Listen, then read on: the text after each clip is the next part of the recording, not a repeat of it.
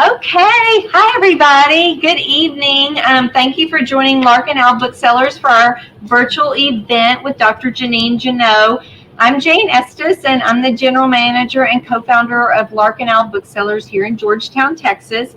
If you haven't joined us virtually or in person before, welcome, welcome. We're so glad you're here.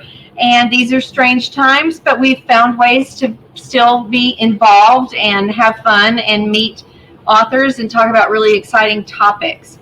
Myself and the executive managers with me, Misty Adair and Rachel Jeanot, we founded this store with 7 other women 2.5+ years ago, and we are here inside the store tonight. This is our mural wall for those who want to come up and be Insta famous. You can take your picture there and hashtag us.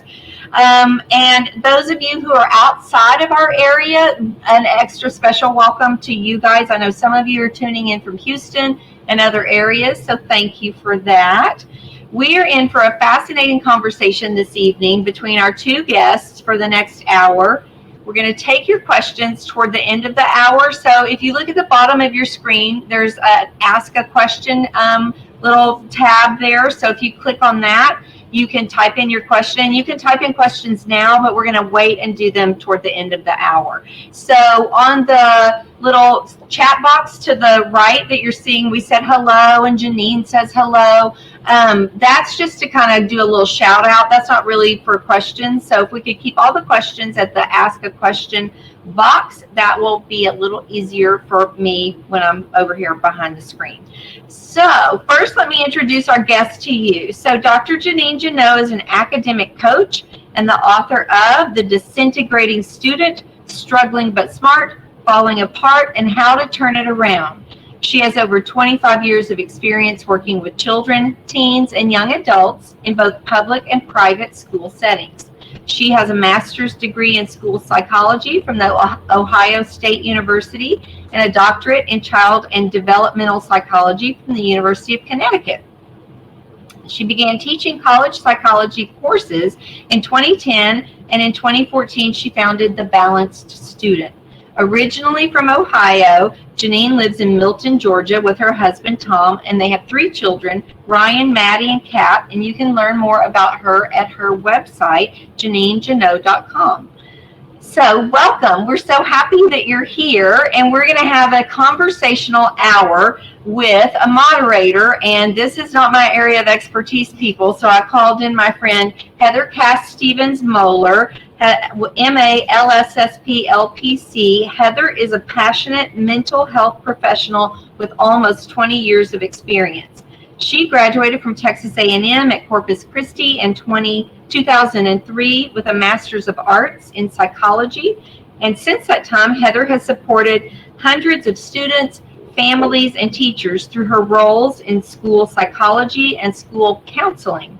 Currently, she is the social emotional learning and mental health specialist for Georgetown ISD, right here where we are. Heather loves the challenge of designing systems that promote emotional intelligence for public schools and coordinating school-based therapy team. Originally from Corpus Christi, she has served the students and teachers of Georgetown ISD for 13 years and is now the social emotional learning and mental health specialist. Heather is a proud ginger, as you can see her gorgeous ginger hair, super fan of paper engineering. She's a very talented artist too, and the mother of a Goddess trilogy. She lives in Georgetown with her husband and 3 daughters of the Goddess trilogy. So welcome, Heather, and thank you for doing this. I'm going to sneak off of the screen here to monitor your questions, and you guys enjoy. Excellent. Thank you so much, Jane. Well, hello, Jeannine. It's so nice to meet you. Hello. It's so nice to meet you and to be here talking about our kids. Yes, we have so many things in common, from motherhood to a background in psychology. You have worn a lot of hats, with both of those being hats, and then also you've taught pre-K at the university level. You've been coaching. All of these things helped you to write The Disintegrating Student. Absolutely. And so when I initially saw the title, I thought that this might be a book for school practitioners or people that work in schools. But then I quickly realized that this was a book that had a lot of appeal for parents. So can you tell me a little bit about the ideal person to read The Disintegrating Student? Well, it definitely was written with the parent in mind. So, a lot of my friends, when I was thinking about writing this book, I'm not a writer. So I was like, how do you even do this? And they were like, okay, you do this all the time. You sit across from us at lunch and you tell us this stuff. Write it as a conversation to us. And so it's a very conversational book written to parents. But what I've learned, since it's been out there, is that it applies to educators, it applies to coaches, it applies to anybody who cares about our kids, especially our students, so that between family life, education, extracurriculars, it all comes together for them. So anybody who touches that space of our children, I think the book has stuff to offer. Yes, absolutely. I found it to be extremely relatable and very timely for me as a parent. There were so many moments when I was reading the book that I thought, I really needed to hear this. So I think that your conversational style and writing was absolutely perfect. Oh, thank you. Can you tell me a little bit about what a disintegrating student is and how you landed on that term? So I started academic coaching after, at the time, my youngest was in elementary school, my middle child was in middle school, my oldest was in high school. I started teaching college, and I was teaching freshman seminar classes as well as intro psych classes.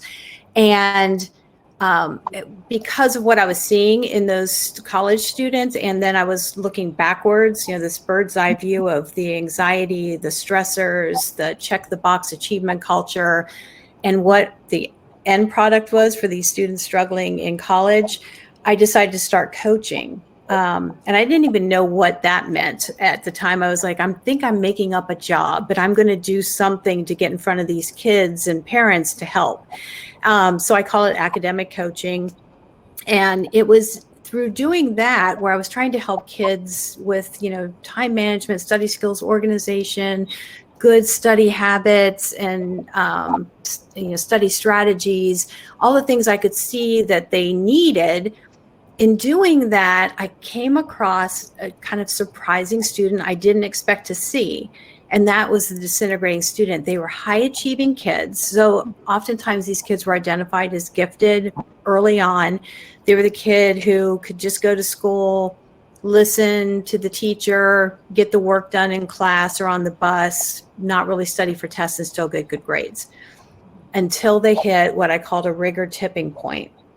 So at some point, a lot of these really bright kids just hit a point where there's so much rigor that their high IQ, their intelligence, their ability, there wasn't enough to compensate for, taking, honors levels this, advanced this, AP this, and having all the other responsibilities that go along with being kind of those high achieving kids, the extracurriculars, the volunteer work, the making my resume for college.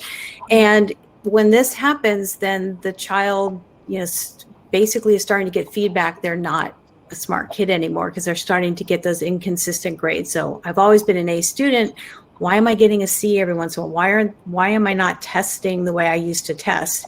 And this ends up really impacting their self-esteem because they self-identify and have internalized being a smart kid their entire lives. That's what they've heard. And they don't know what's happening. So it really freaks them out. And of course, parents get involved at this point too. And that becomes a whole thing. But that's, in a nutshell, kind of what the disintegrating student is to me. And I think since I wrote the book pre-pandemic, now I feel like a lot of that, if you even just take the high achieving part out of it, I think in general, our students aren't whatever they've internalized them as themselves being as a student. I think it's all falling apart for so many of them because it's maybe a rigor tipping point and a situational, contextual tipping point. The way they're having to do education is making them fall apart. That rigor tipping point is such an interesting term to me, because what I'm imagining is that instead of it being like an incremental press, right, like these kids like incrementally are challenged more and more and more, it sounds like what you're describing is like everything is hunky-dory until this moment where they sort of hit a wall. And I can imagine that the parents are in parallel to that, like my kid's doing great, always high achieving, always doing well, and then boom. So it's this discrete event. And so when you brought up the pandemic, that was also a rather abrupt and unexpected event where I totally see what you're saying, where people kind of hit a wall and what they thought they could do well weren't able to do as well or easily. Right, So, right. yeah, super interesting. Just have to like completely reevaluate. So one of the things that I loved the most about your book was just this ongoing normalization of common humanity. I really loved that element of it, because so many of the things that parents feel guilty or anxious about are really rooted in evolution and then the increasing expectations for today's parents. So could you elaborate on that? Yeah, so we are, I believe that where we are in education right now and why we have so many disintegrating students is because we are all responding to a culture that we are in, the achievement culture. And when you're in a culture that's, you don't really realize the impact it's having on your assumptions, your beliefs, and your behavior, because it's all around you. It's like a fish in water. And what the achievement culture has done is it has made us as parents what has become, you are a good parent if you make sure your child gets good grades, checks all the boxes, and gets into this college or this type of college. And you add just the changes in parenting norms that have happened over like the last 3 decades since I graduated high school in the early 80s. I think I was right at the tipping point of, moms started going back to work more. So we had more latchkey kids. Out of that came more play dates, or just play dates in general. That really wasn't a thing. It was usually you just went home and you played and then you came home for dinner. So when both parents were working, then it became more of an issue to have kind of play socialization opportunities that were crafted and supervised and kind of controlled by an adult. And so part of that too timed with, I go into the book about kind of culturally what was going on during that time. We had the Adam Walsh case when he went missing, and a lot of legislation came out of John Walsh lobbying for, kids' safety, and basically the takeaway was our kids are not safe out there. And to be a good parent, you have to watch your kid all the time. And so you've got that, you've got the play dates, you've got latchkey kids, you've got No Child Left Behind coming on board, again, kind of putting this achievement culture in high gear. And that's what's causing us all to behave the way we're behaving around our kids' education, which is doing a disservice. I think we can look retrospectively and say, oh my goodness, when we look at mental health, when we look at discord in families, all the things that we don't want to be experiencing right now, I think are the culmination of all those things. But we are just responding as normal human beings who love our kids and want to protect them. And we're responding out of fear mostly, because we're afraid. In the achievement culture, we see the negative consequences. If you don't do all these things, the outcome may not be what we want. And so we worry about that. And then we try to do and fix and all the things. Yeah, that constant treadmill of self-improvement for you, for everyone around you. Whereas like originally parents were, tasked with keeping our kids alive. And now we're tasked with significantly more than just keeping them alive. So kind of expanding on what you were introducing a second ago, I've been really interested in the concept of socially sanctioned perfectionism, which is just what you were talking about, how groomed and reinforced we all are for being very overworked, having such a structured schedule of many challenging things, right? And so you pair that up with our good friends social media, and everybody's in this constant comparison mode, right? So Right. can you talk a little bit about how maybe social media plays into the disintegrating student?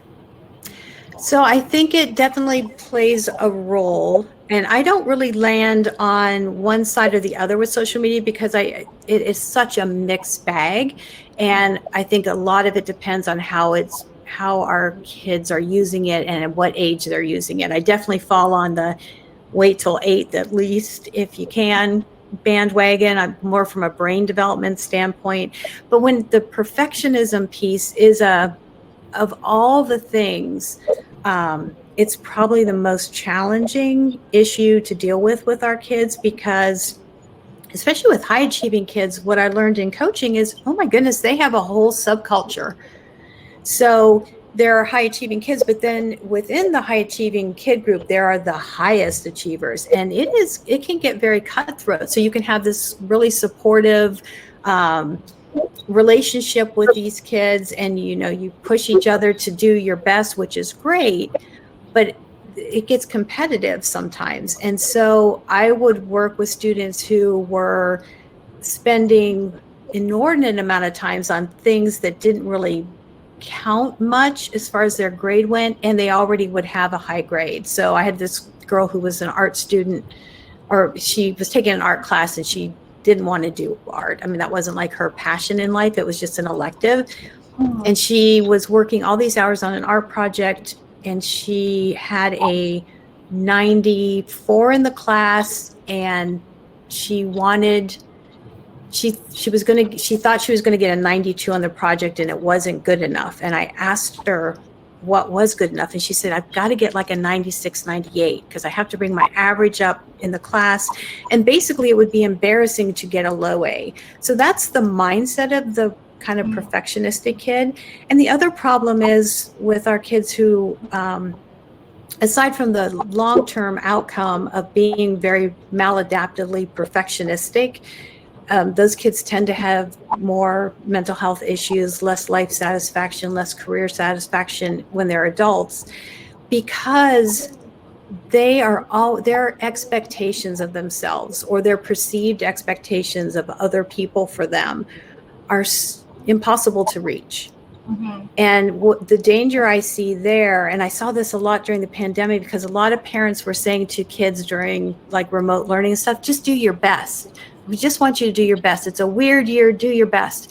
If you say that to a perfectionistic kid, you've just set them up basically for failure, because in their head, best means perfect.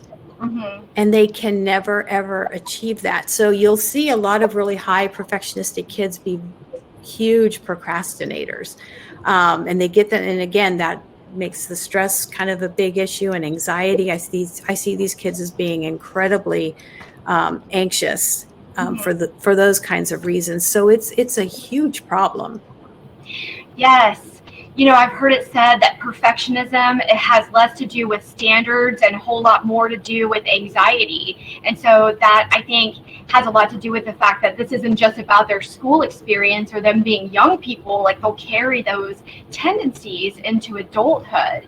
And then it's interesting that you talk about procrastination, because in your book, you also talk about self-sabotage, which I thought was a wonderful thing to bring up, and something to consider, like explicit conversations between parents and kids, like just even throwing that term out there and talking about it. Can you expand on the self-sabotage a little bit? Yeah, so disintegrating students, that's sort of their go-to move, is they'll start self-sabotaging and self-handicapping, and they don't realize it, because I've sat in front of a lot of these students and basically pointed, I said, so you're self-sabotage, and they're like, yeah, I did. And it was like the first time they realized that's what they were doing. And again, this comes from that their self-esteem is being attacked because they're worried they're no longer smart. So these kids have a fixed mindset, which means they think that they are as smart as they can be.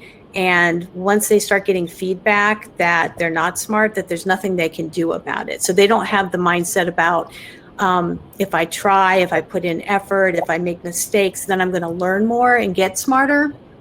They're the complete opposite. So they just shut down because they need to protect themselves. So rather than accept that I just am no longer smart, they will do things like stop handing in work, not study for tests, have a really bad attitude for school. And of course, parents are seeing all this happen. And the story in the parent head is, you don't care anymore. This is in your control, because parents, we want to help. So we say, can I get you a tutor? What do you need? We will get it for you. Can I talk to the teacher? So because the student doesn't take advantage of that, the parent's like, okay, this is in your control. You don't care anymore. You're just lazy. You're not motivated. Look in the student's little head, and what story's going on there is, you care more about my grades than you do me. I'm no longer smart. This is only happening to me. And they also are very fearful of disappointing their parents, because again, a lot of them are perfectionists and they feel like they have to show up with the A's or they're going to be a huge disappointment. So that's the misunderstanding, miscommunication that goes on when this happens. And it's a huge problem. And the thing is, once they can understand, it has nothing to do with how smart you are. It has everything to do with, you just don't have skills and strategies because you've never needed them. You never needed to study. You never needed something to keep track of your things. You could compensate. You could do all that. But because of where their mindset is, they don't really like to ask for help, and they don't want to put in effort, because for them, all those kids who were trying so hard, they weren't the smart kids. Mm-hmm. So it's embarrassing to actually work. And so it's a process, but it is really good news for families when they find out, no, there is something to be done here. Mm-hmm. Yes, one of my other very favorite parts of your book was when you put out there things that kids wish that their parents knew. And one of those things was, we wish our parents knew how much we really do care. Because as a parent of teenagers, you're walking a little bit of a line there with that coaching and parenting piece and expectations and understanding. And so sometimes I think parents do need that reminder. Like, this kiddo might be looking at you with some frustration and things like that, but they really do care about what they're doing, and they're taking that into the academic environment. Absolutely. Well, and then I was also kind of thinking about what you were saying a moment ago about how they just haven't really encountered a lot of struggle, and that they've always been viewed as a smart kid. And I'm thinking about, typical parent praise, typical educator praise. And, it feels good to say, oh my gosh, that was so smart. Way to go, right? But unintentionally, reinforcing that it's innate and born in you that way. It isn't something that praising things that are inside a kid's circle of control, and being smart isn't necessarily inside the circle of control, right? Right. So we're praising the person instead of the process. Exactly. I also really liked some of that getting into the parents' mind that you put in the book, because it was kind of like maybe you might have been reading my mind as I was reading it through, how it's tempting for parents to say X, Y, Z, examples of, people doing this or that, or relatives doing this or that, and how hard it is to resist the impulse to maybe bring that up. Mm-hmm. And, all these things we do as parents are well-intentioned. We're doing it out. So telling your kid they're really smart and you did that really fast, we mean it in the most loving, generous way possible. The problem is, if you think about, your typical smart kid, they've probably been hearing how smart they are since they were 2. Mm-hmm. And so that has been a constant message, and that's how it gets so internalized and ingrained. And what we've kind of not done is said, wow, you worked really hard at that, and sort of praising the process of what messy looks like and mistakes look like and out of the box looks like. We praise the check the box, you did it the way we said you should do it or thought you should do it. And that's how they are students now.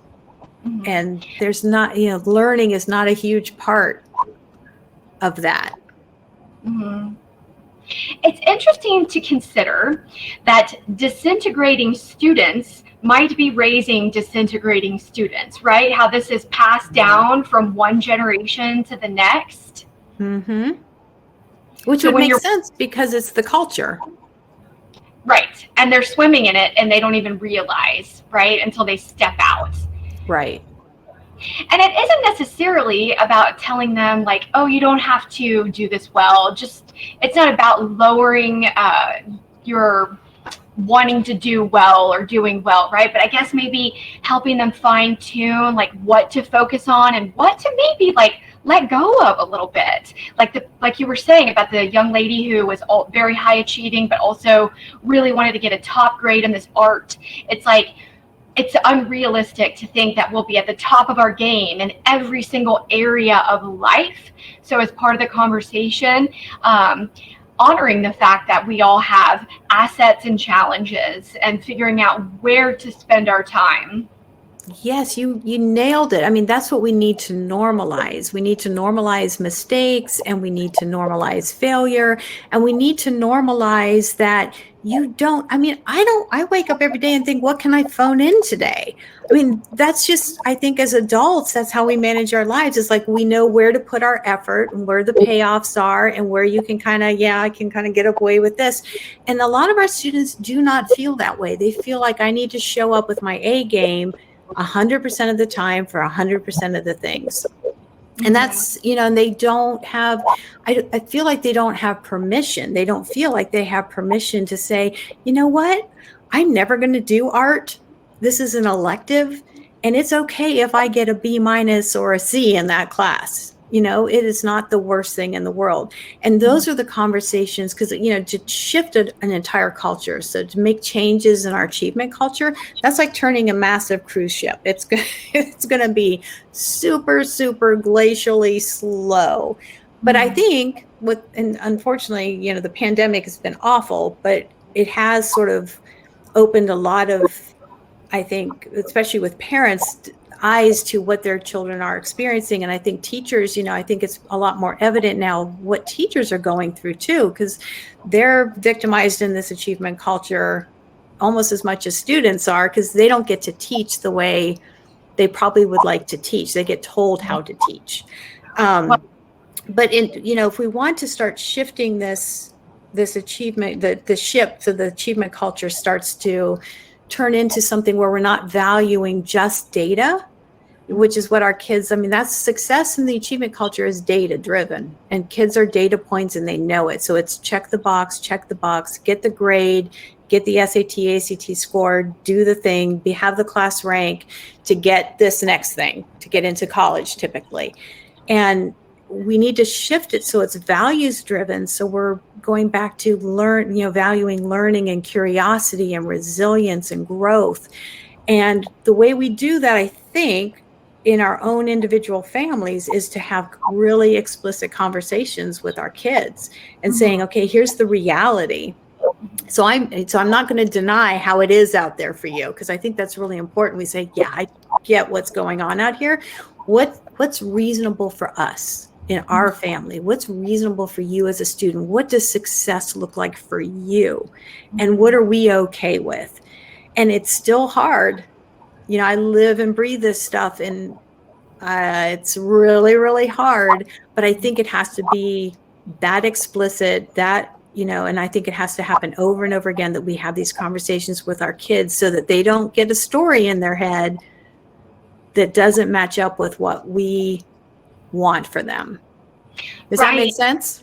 Total sense. The narrative reflex, like immediately going into storytelling mode, right? But then thinking about how this is evidence of common humanity, right? And that's evolutionary, right? You're not a bad person because you have a narrative reflex and you want to turn everything into a story.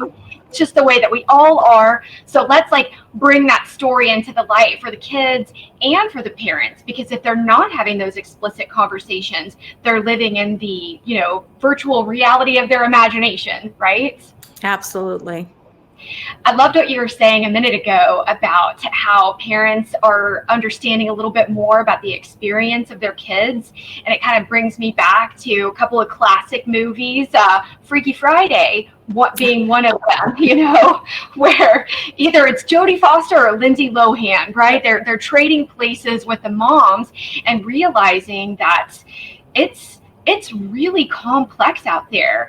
I think that sometimes parents and educators underestimate the social and academic complexity that the kids are walking through every day. And this isn't just kids and pre-AP or dual credit classes. This sometimes is just the core curriculum. It's difficult. And I know that many parents who are helping their kids with their homework last year were faced with that reality very fully. Me also, chemistry. I just wasn't an asset to my children at all last year.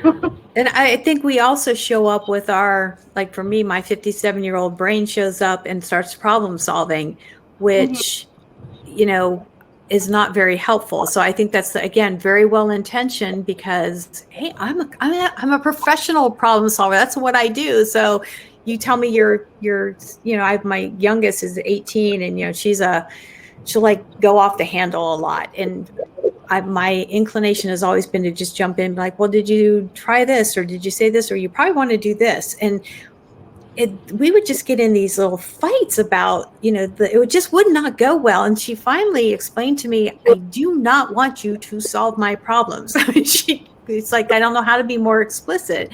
And when I really listened to her and understood what she was saying, it was oh, okay. So what I learned from interacting with her was I needed to listen more and zip it, not jump in and solve her problem, not listen to her with my 57-year-old brain, but listen to her with my 18-year-old brain and understand her history and the context and all this stuff, and just be that safe space for her to vent. And that's all she wanted. It felt really weird as a parent, though, because I felt like I wasn't doing my job. I'm supposed to show up and fix problems. I'd been doing that her whole life. And here it was, that was actually very unhelpful. She actually knew how to solve the problems. And that's part of the parenting thing too, where it's we have to make that pivot to understanding where we're really our help is no longer needed or wanted, and to back off a little bit. So there's a lot that goes on, and it's challenging. Oh, yes, especially if you're kind of going through the experience that you had, right? Mm-hmm. It's very hard not to move into that just mode because, again, it's that cultural piece. It's that water we don't even realize that we're swimming in. And kind of as you're talking about letting them explore certain options and problem solving things, it reminds me of when my kids decided that they wanted to tie their own shoelaces. And I felt like it would take 7 hours, but not really. But I have to hold myself back from tying their shoelaces for them so that we could just get going. But they wanted to do it, right? And so obviously it's more sophisticated than that, but then doing it. It's really comes down to,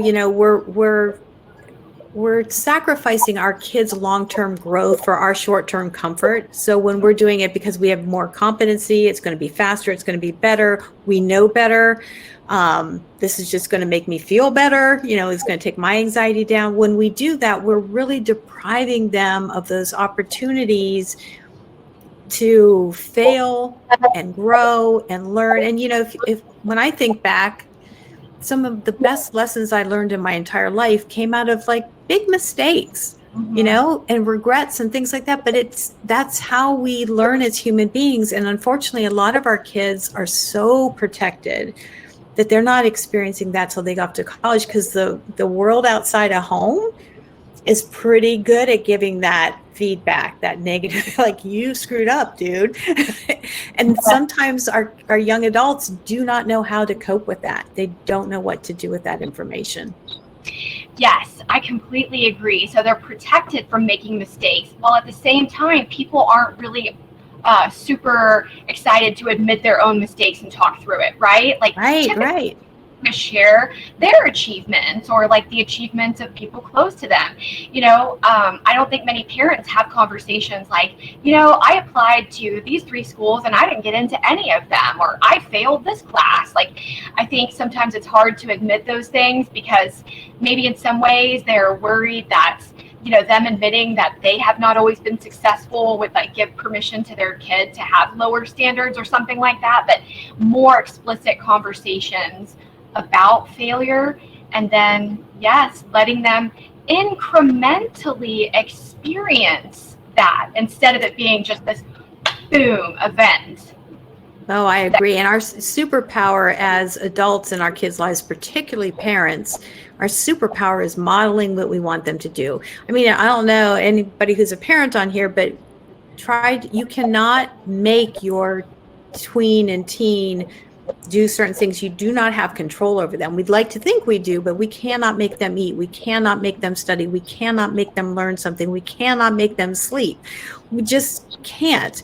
But what we can control is how we're interacting and what we're doing. And so it really is a superpower to model so making mistakes out loud, sitting around the dinner table and saying things like, who made the biggest mistake today? Come on, let's put it on the table. Let's see. And we'll vote and whose is like the biggest one. So making it a normal part of, this is life. This is growing. This is good. This is good.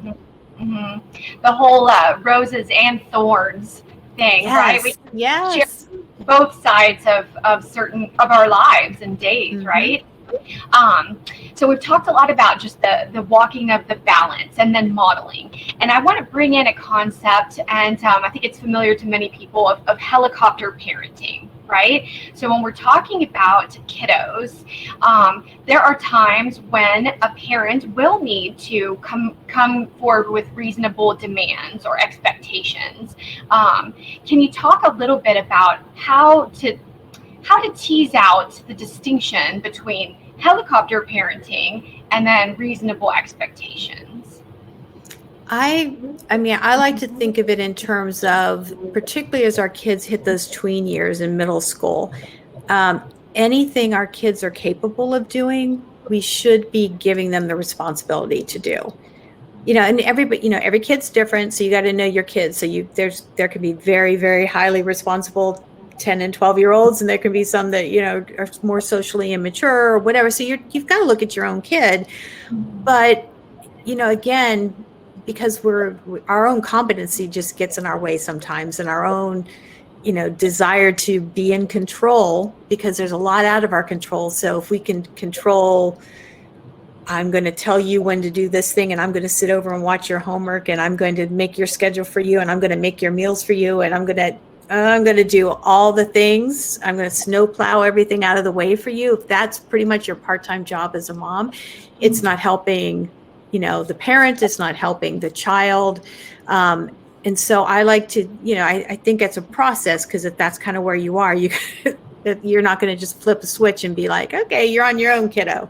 But to have this, again, it all starts with communication, sitting down, having conversation. Wow, I do a lot around here and I'm really getting tired.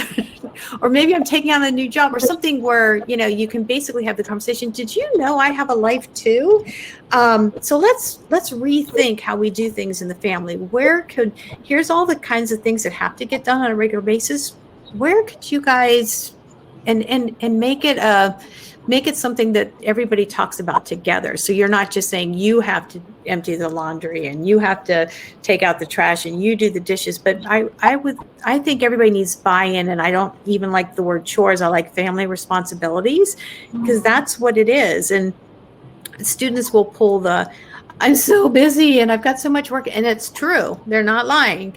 But I can sit across from them and go, I'm so busy. I'm not, same thing. And this is adulthood.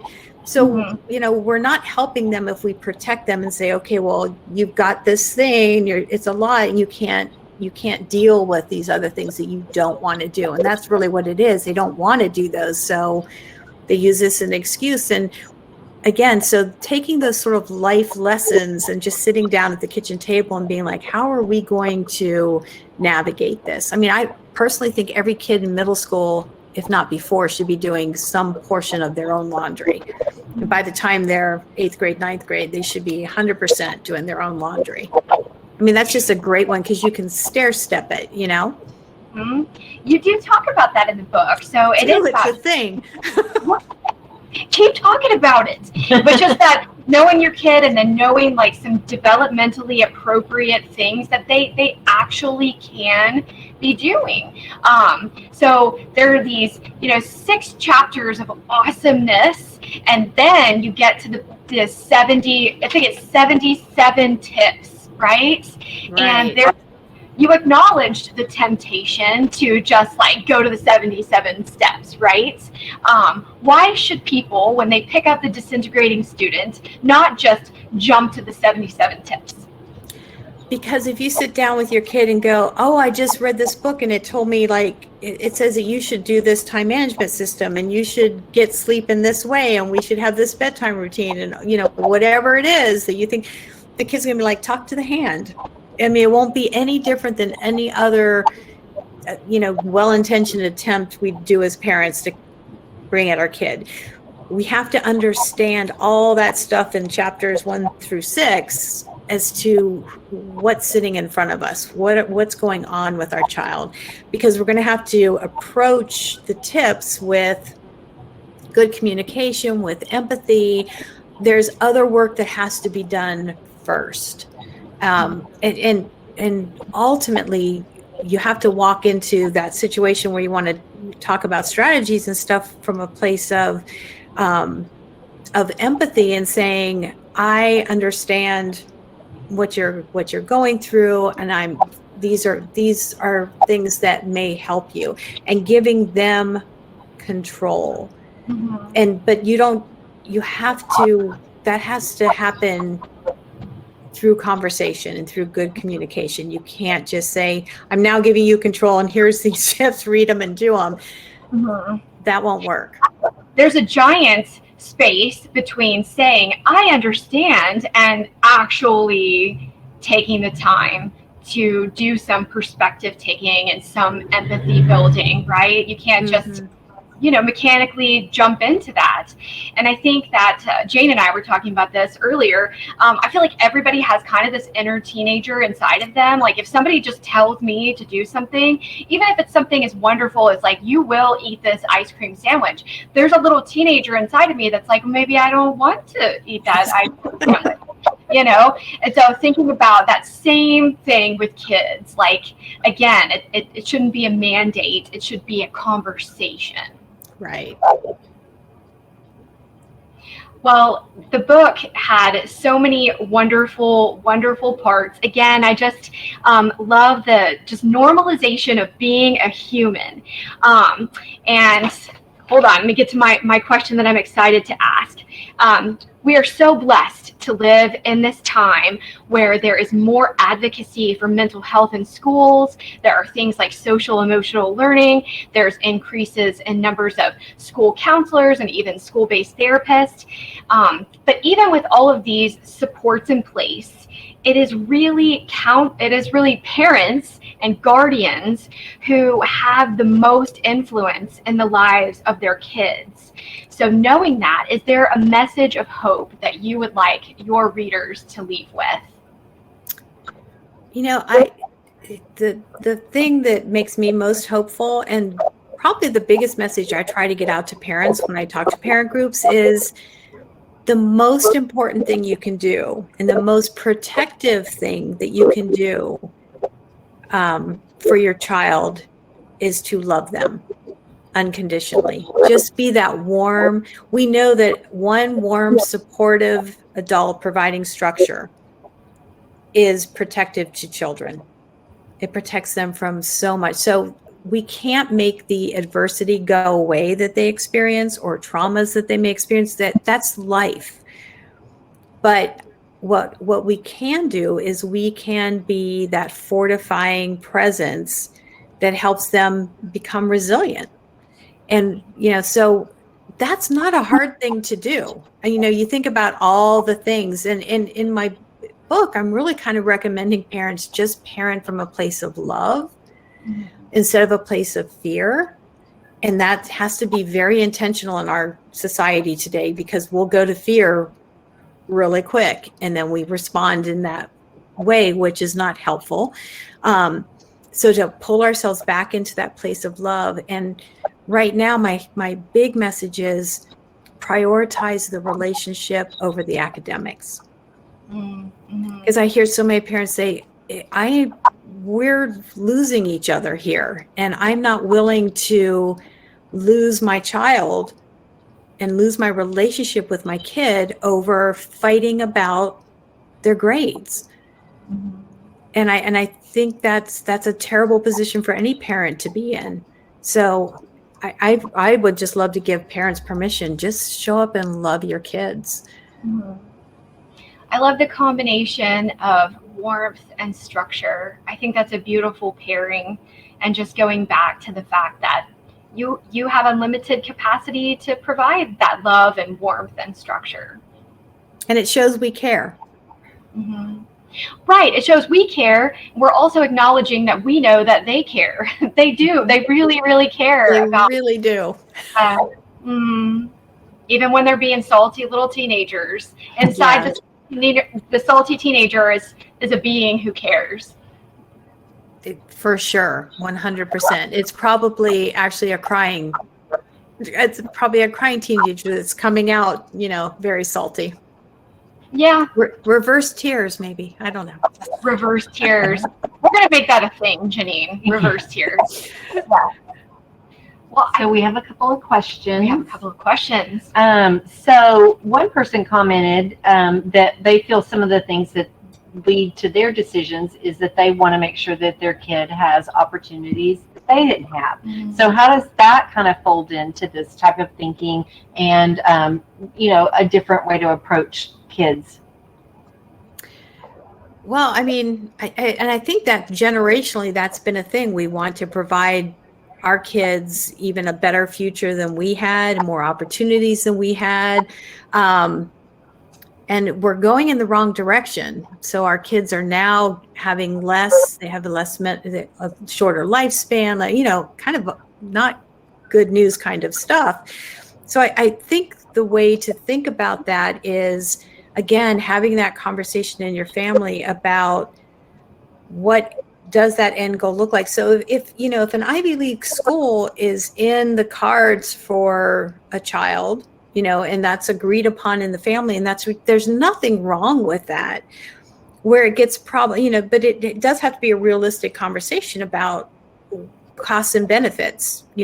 It's can you have a balanced life? Are you going to be, is anxiety going to be a problem? You really do have to kind of lay it all out and say, is this cost going to be worth the benefit of what you want? And oftentimes it is. But for many, it's more the idea of, I need to get into this school or do this thing. And whether it comes from the parent or the student or both, if it's not realistic, then being able to pivot enough to say, okay, well, let's just pull back a little bit. And my message is there is always a path.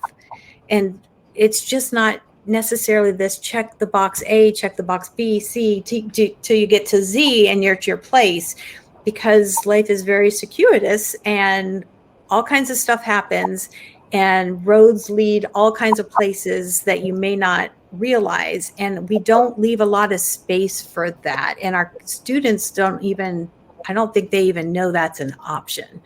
Or if it is, because I've talked to students about that and they get very they get physically like, no, that's just too stressful. I can't, because that doesn't sound like the way it's supposed to do. So I feel like, again, well-intentioned, we certainly want our kids to have everything that they could possibly have, but we just have to be careful that the costs aren't too high. And when I think of costs, I think of, their mental well-being.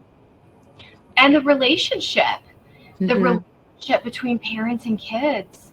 Yeah, that should be forever, right? And so things that really chip away at that, that's not what we want. Right. So we have another question. Once a disintegrating student reaches adulthood, can they use the knowledge in your book to help them through college in, say, their 30s and 40s? I love this question too. So can they, if they realize they're a disintegrating student later? Is that what the question is? Yeah, because how I think that plays out is the fixed mindset. So, I think of myself, I'm a reformed person, fixed mindset person. I think I was in my 40s. It was sometime after reading Brene Brown's Daring Greatly. I went, oh man, I have some work to do. So I'm only, like a decade and a half or so into my growth mindset. So I think that illustrates, that to me is the major piece of a disintegrating student, aside from the culture kind of putting them in that place, but it's that fixed mindset that keeps them stuck from doing something. So I think whenever that happens, I've had a lot of people say they became a disintegrating student in grad school. And for me, I think that probably was true for me. Probably my second time in grad school, I went, oh, I have to figure out how to study. So it can happen anytime.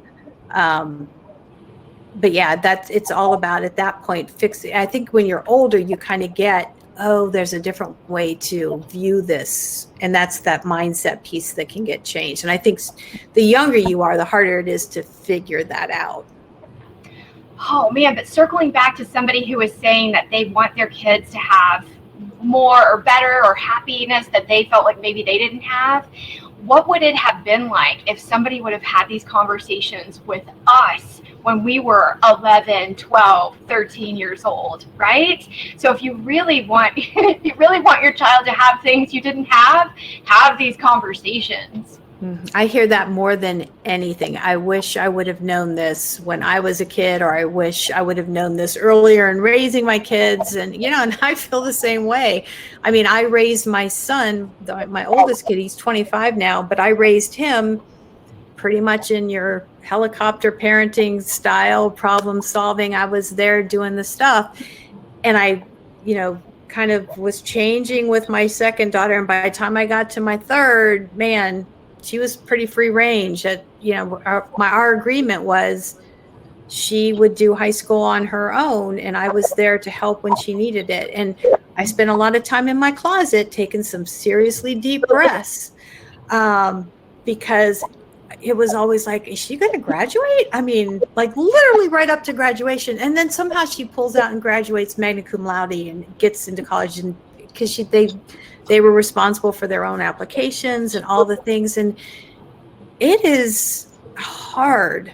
It is hard to take those step backs and trust in them, but nothing bad happened.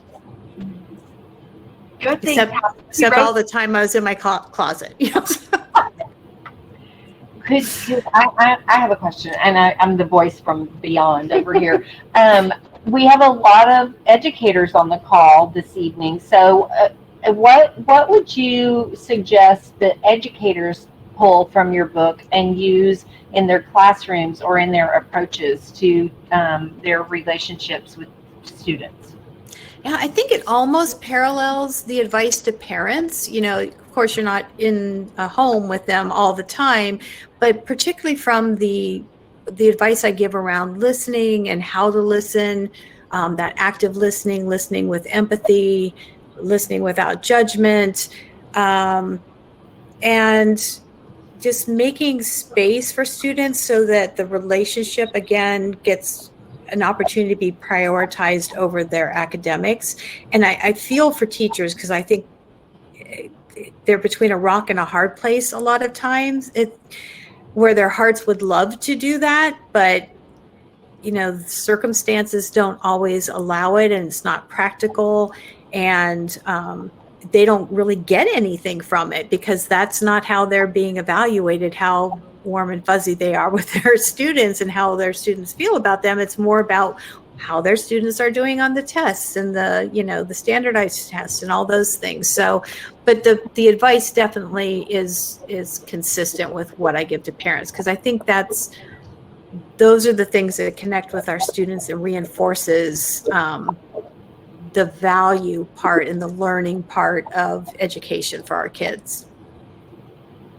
Yeah, I think that education is stepping into that territory in an organized way. And I think that, the SEL movement is something that really speaks to that, like really where, teachers didn't feel like they had the skills to even enter into conversations like that, like providing a little bit of warmth and structure, right, to the education.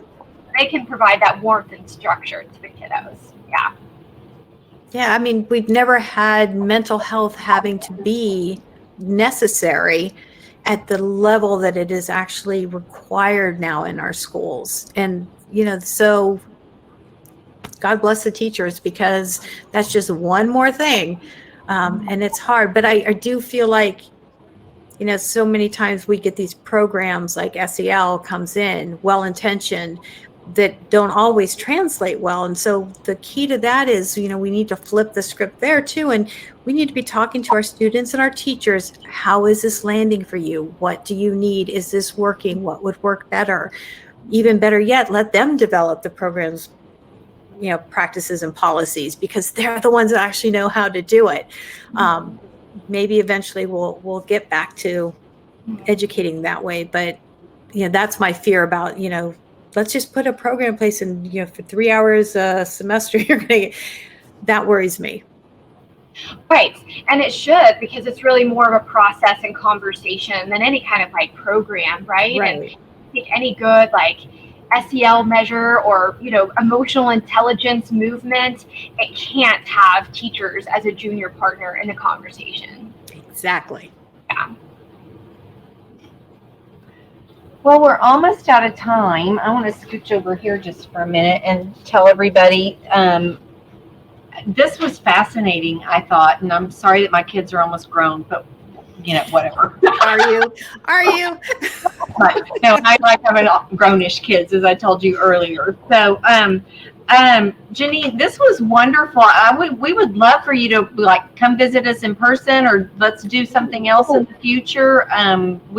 This is so topical right now, and for so many ways and reasons. And I love that somebody brought up adults as disintegrating students, because some of that rang some bells for me too. So, but I want to give a big shout out to you. Thank you for joining us today, and this was lovely. And Heather, thank you for the thought-provoking, wonderful questions. And I feel like we got a really good deep dive into the book in just an hour. So, but there's lots more in the book for you. And as you can see, we have lots of copies here at the store. And then at the bottom of your screen, if you live out of town and you want to buy the book, we have a store on bookshop.org, and the link is there in the green box, call to action. And you can buy that there and then have it shipped straight to your house from there. So, and then we get the proceeds from that, not anybody from Amazon. So, not that we, Amazon has its place, but we can help you here today. So, but anyway, I thought this was an amazing conversation, and I wanted to make sure people ask us sometimes, well, how can we help bookstores? How can we help authors? Well, one of the things you can do is follow us on social media, follow Dr. Jannot on social media. She's got some great tips and things on her Facebook page and other social media outlets. So check that out. Check out her website. Do you have a newsletter? I do. It goes out the first of the month. It's called Some Thoughts, because it's literally whatever I'm thinking. It goes, and it's all around this kind of stuff. But yeah. So sign up for her newsletter. That helps authors out. Sign up for our newsletter. That helps bookstores out, and we'll let you know about more exciting programming like what we had tonight. And if you are on our newsletter list, then you find out before everybody else does. We send things out a few days or a week ahead of time, so you can get your tickets or your copy of the book first. So, and that's at larkandowlbooksellers.com. Everything's spelled out. And I want to just say that we are still here at Lark and Owl in spite of the pandemic year and a half that we've all had, and that's thanks to you all. And some of you don't live here, but I know that you've been supporting us from wherever you live, and that we can't tell you how much that means to us. So I hope everybody stays well and healthy, and I hope that the students disintegrate less as we move forward. Thank you, Jeannine. We're so happy Dr. Jannot joined us. Thank you for a great conversation. I appreciate it. And thanks everybody who joined tonight. Appreciate it. All right. Good night, everybody.